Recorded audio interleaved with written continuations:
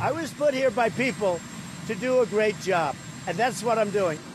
Just a day after Donald Trump praised his efforts as president, a new poll shows very few Americans agree.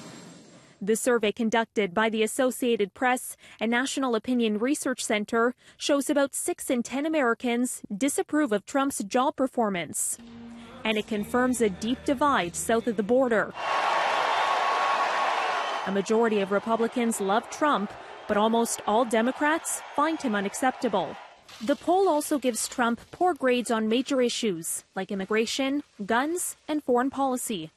The survey was released amid an escalating diplomatic row between the United States and one of its longtime allies, Denmark. Trump's desire to buy Greenland at first sparked a global laughing fit. Then it got ugly.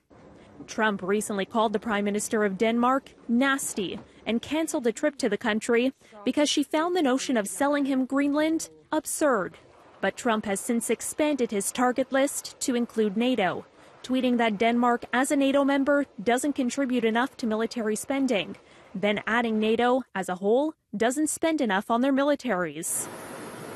The latest jab came just days before Trump heads into an important meeting with other leaders of the Group of 7 powers in France, which also happens to be a NATO member.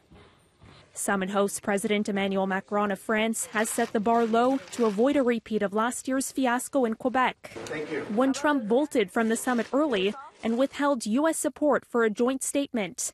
The G7 now set to end without an agreement for the first time in history. Recent comments Trump has made about trade also risk complicating the search for common ground. Asked on the South Lawn about the country's trade war with China, Trump declared this: I am the chosen one. Adding unpredictability to this weekend's G7 summit for Europeans who fear they're next on Trump's tariff hit list. Back to the poll, despite the president's weak marks on major issues, Trump's handling of the economy remains a relative bright spot, and Trump remains overwhelmingly popular within his own party.